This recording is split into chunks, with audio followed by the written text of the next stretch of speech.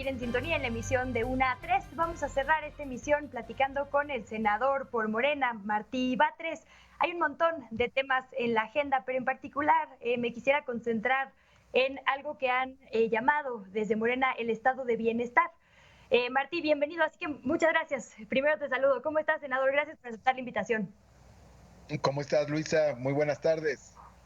Muchísimas gracias. Martí, pues tú has hablado ampliamente sobre esto que es el estado de bienestar, pero parece ser que cuando hablamos de reducir la desigualdad o de derechos para todas las personas, muchos sectores de la población dicen que esto es ir hacia el comunismo.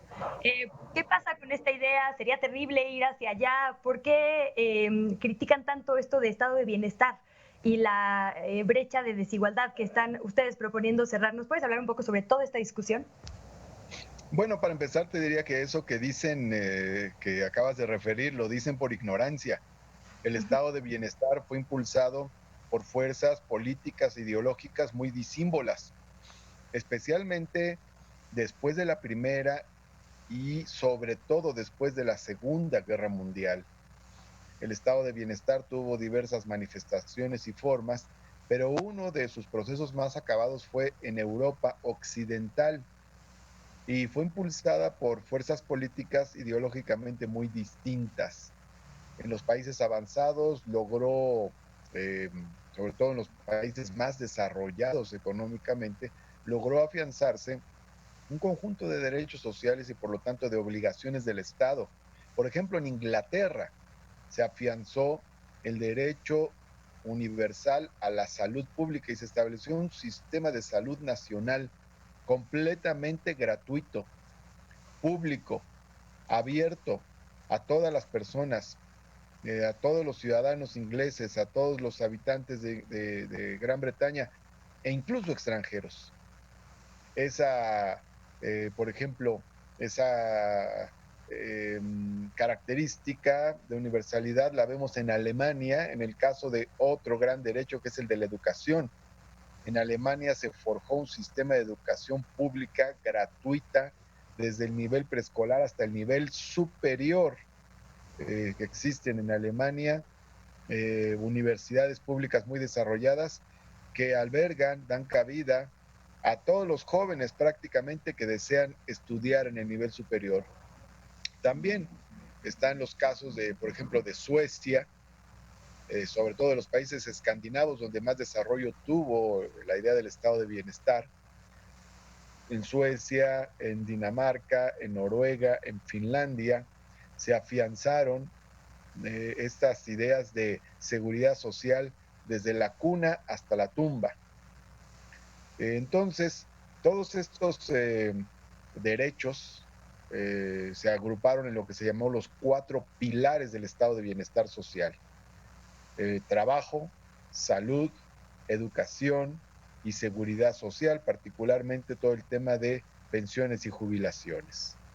Estos grandes pilares aglutinaron a otros pequeños elementos, otros no, no tan destacados, pero sí importantes, como por ejemplo la vivienda, el deporte, la cultura, en fin, que también se aglutinaron como derechos sociales y responsabilidades del Estado. Eh, Ahora bien, durante los años del neoliberalismo fueron desmantelados muchos de estos derechos sociales que se habían conquistado. Se debilitó la idea de la responsabilidad del Estado. Y entonces ya cualquier responsabilidad del Estado, cualquier idea de responsabilidad pública, era atacado como es atacado hoy esta idea que estamos planteando. Pero precisamente ahora, por la crisis del coronavirus, resurge la exigencia de un estado de bienestar social, un estado con responsabilidades. En Inglaterra, este estado de bienestar social va a tener un momento muy luminoso durante el gobierno de Winston Churchill e incluso lo más cercano a un estado de bienestar social en Estados Unidos fue con Franklin Delano Roosevelt, el presidente de los Estados Unidos en los prolegómenos de la Segunda Guerra Mundial. Bueno, pues esta es la idea en general la idea del estado de bienestar. Aquí hemos planteado en México también que tenemos una oportunidad importante para que se afiance un estado de bienestar. ¿Cuál es una de las grandes críticas y exigencias que hay ahora que hemos tenido esta pandemia del coronavirus? La falta de un sistema de salud público fuerte, consistente, amplio, con camas hospitalarias suficientes, con doctores y enfermeras suficientes, con capacidad hospitalaria suficiente. Es decir, esta es una precisamente de las ramas del estado de bienestar social que tendrá que fortalecerse ampliamente en nuestro país. Te preguntaría entonces, Martí, ¿qué ajustes se tienen que hacer para lograr este estado de bienestar, este fortalecimiento de los pilares que ya nos compartías? ¿Qué podemos ver, por ejemplo, en temas legislativos, en temas del Ejecutivo? ¿Qué pasos vamos a dar como nación para alcanzar este estado de bienestar? Bueno, en este lapso tan corto de menos de 2 años que ha tenido esto que llamamos la cuarta transformación, ya se han dado una gran cantidad de decisiones legislativas y de política de gobierno. Las decisiones legislativas son muy importantes porque son la base, son la estructura sobre la que se asientan otras decisiones. Y también las políticas públicas pues son las que operan las decisiones en sí mismas. En el terreno legislativo diríamos tenido la reforma laboral para fortalecer la contratación colectiva y la democracia sindical, la reforma en materia de salud para construir un sistema de salud público, universal, gratuito e integral. También las reformas en materia de educación, es una reforma muy amplia la que se hizo en la Constitución para incorporar el concepto de educación gratuita en todos los niveles, incluido desde inicial hasta el nivel superior, educación pública gratuita.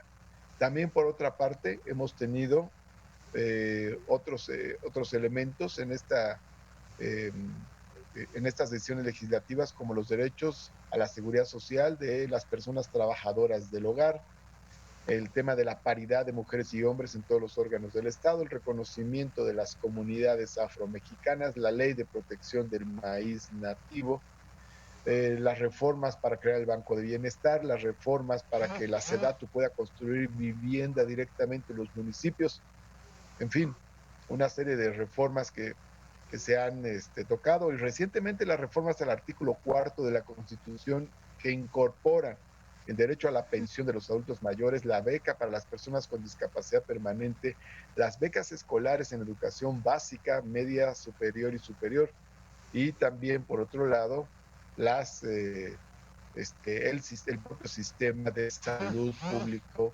gratuito, universal, integral, que ahora está mencionado en el artículo 4 de la Constitución. Entonces, esto es lo que se refiere a reformas legislativas. Ahora, en materia de políticas públicas concretas, se universalizó la pensión de los adultos mayores, se creó a nivel nacional la beca para personas con discapacidad, se universalizó la beca para los jóvenes que se encuentran en bachillerato y aparte hay sistemas de becas para estudiantes de educación básica y educación superior.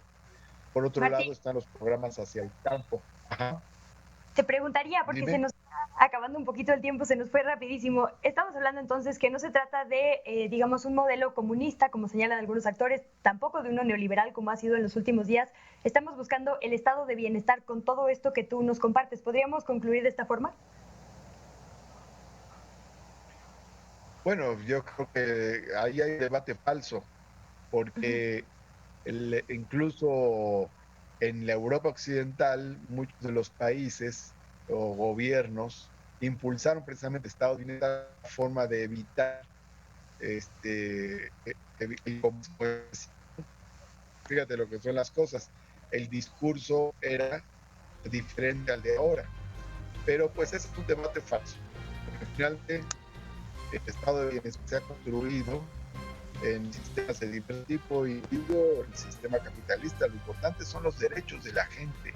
Ahora, nosotros consideramos que en el estado de bienestar que debe construirse en México, tienen que respetarse todas las libertades, incluyendo la libertad de empresa, Sí. también libertad de empresa, libertad de expresión, libertad de prensa, libertad de pensamiento, libertad religiosa, libertad cultural, libertad de prensa y de expresión, todas las libertades se tienen que respetar en el marco del estado de bienestar. Eso ahí está, todos los derechos, todas las libertades. Estamos por salir. Muchísimas gracias, senador, por aceptar esta entrevista. Todos los derechos sociales y todas las libertades humanas. Tiene que haber un justo equilibrio entre ambos. Y muchas gracias. Al contrario, gracias, Martí Batres. Un abrazo.